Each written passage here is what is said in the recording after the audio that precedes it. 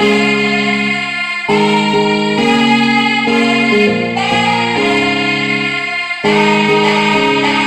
see, when the Lord warns you of something, when the Lord shows you something, He's telling you so you can work on it. Cain didn't work on anything.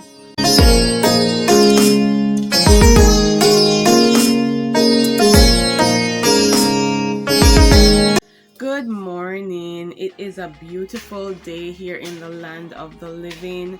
My name is Tashay, and thank you guys so much for joining me for another reading the word. We are going to go back to Genesis because I feel that's where I'm being pulled to, and we're finally going to get to go into chapter 4, which is what I'm eager to see what the Lord has to say to us here.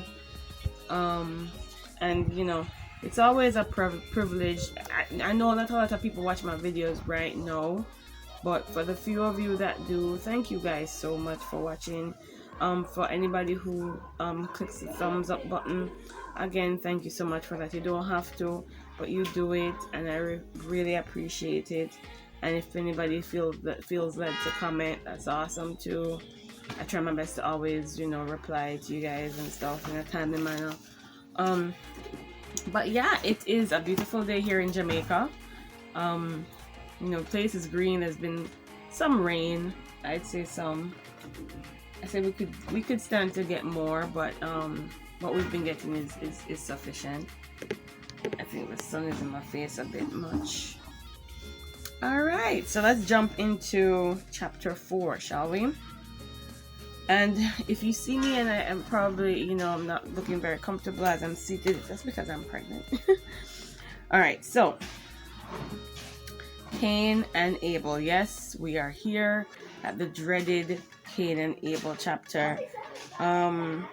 Before I even get into this chapter, let me tell you my thoughts on Cain and Abel.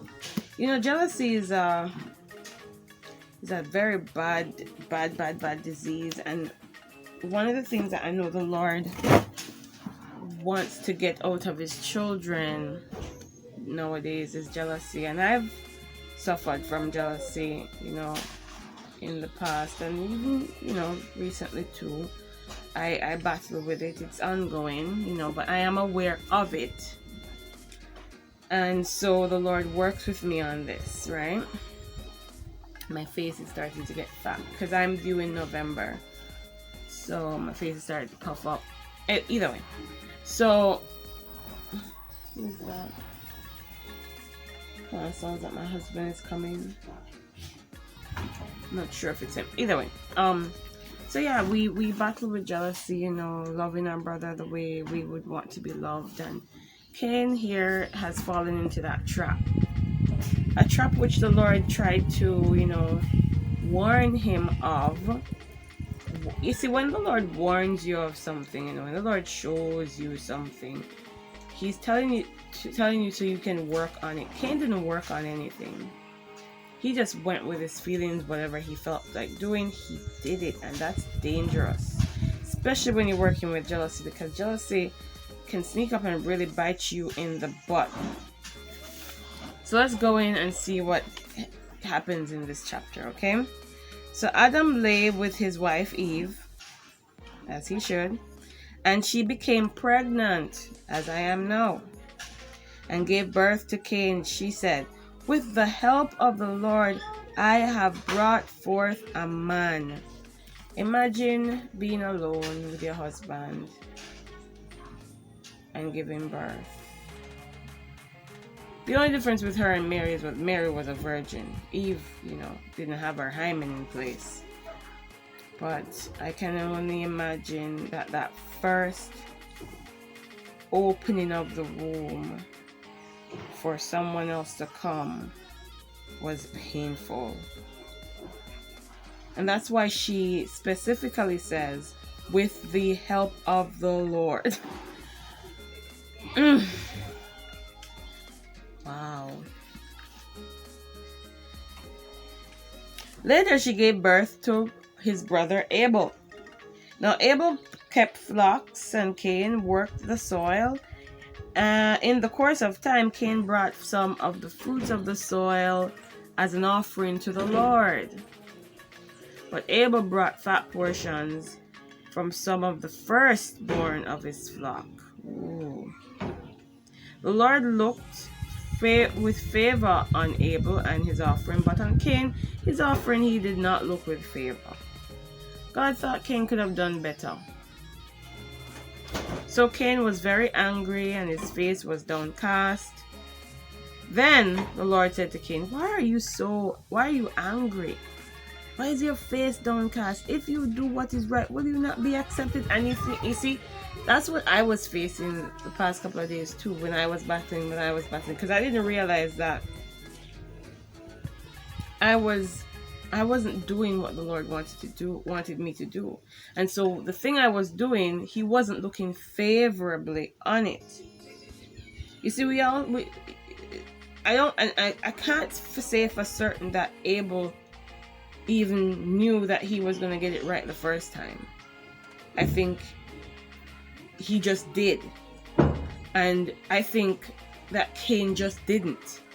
And so if he didn't, what the Lord wanted him to respond in such a way that he was, okay, Lord, so what can I do to make you happy? How can I fit into what you want? How can I align myself with what you want? That was the reaction God would have wanted from Cain. But he reacted in anger. He was angry.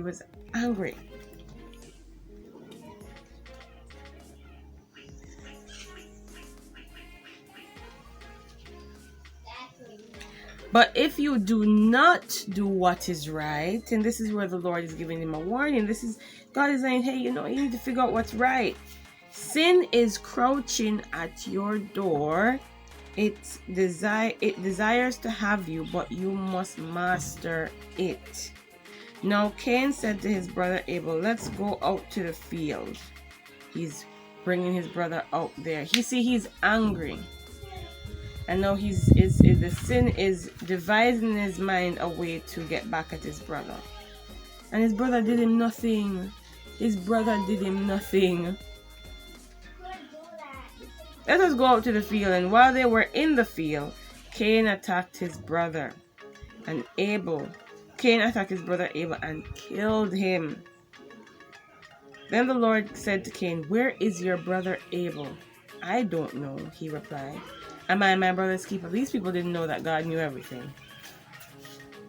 They didn't really know who they were talking to, They know that he is a being, but you see, familiarity breeds contempt. There's a lot of sun coming over this morning. I can't seem to escape it. I think what happened here is that familiarity bred contempt, because Cain grew up with the voice of God. He didn't really regard it as anything to revere or respect, because the way he's speaking to God is as if God and him are companions and they've known each other all their lives, and he's a thing. Like God would be just like a family member you can't see. This is what's always been. There's nothing special about it. This is what we know. Like, it's familiarity. And so you hear it when he says, I don't know. He replied, and am I my brother's keeper? That's the worst one of all. Am I my like, do I look like I care where Abel is? Like, that's talking to your homie. That's talking to your friend down the way. The Lord said, what have you done? Listen, your brother's blood cries out to me from the ground. Now you are under a curse. Yeah? And driven from the ground, which opened its mouth to receive your brother's blood from your hand. When you work the ground, it will no longer yield its crops for you.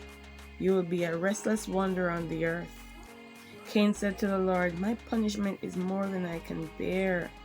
Today you are driving me from the land, and I will be hidden from your presence. I will be a restless wanderer on the earth, and whoever finds me will kill me. Hallelujah.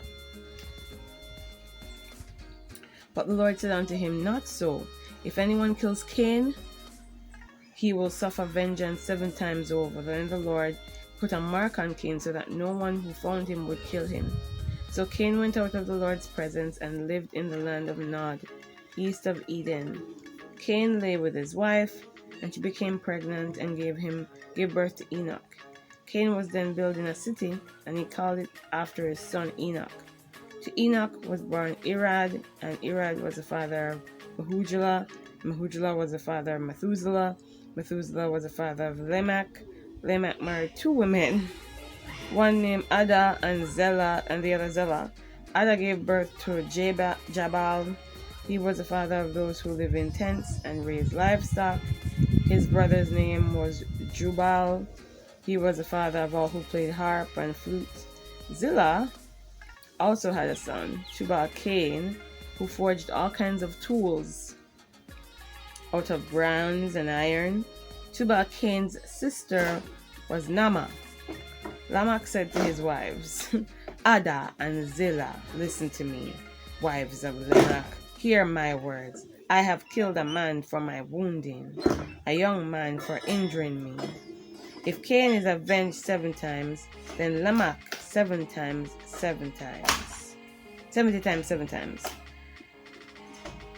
Adam laid with his wife again, and she gave birth to a son, and named him Seth, saying, God has granted me another child in place of Abel, since Cain killed him. Seth also had a son, and he named him Enosh. At this time, men began to call on the name of the Lord. And that last line is very telling. Because before they wouldn't have to call, before God dwelled with them still, even though they were out of the garden, the Lord still kept his presence with them. He was a part of the family. God was a part of the family. Everyone heard his voice. Cain heard it. Abel heard it. Hallelujah. That's telling too. That means that Abel had his own relationship. That is why he would have known what God would have liked. He would have had his own relationship with the Lord. Everyone in the family heard the Lord's voice. Nobody was special to hear the Lord's voice. Everyone had access to the voice of the Lord. And then after this, and after Cain showed such contempt, for the Holy One of Israel to be able, for you to have such closeness with him, and for you to be so rude, the Lord withdrew himself for them to call and beckon him to come. Whew. Man, I'm telling you, man. That's why we have to call on the name of the Lord so much. Because of the contempt that can so easily creep into man's hearts for the Lord if he is too familiar. If he's too familiar, if it becomes too familiar to us. No respect. Ooh.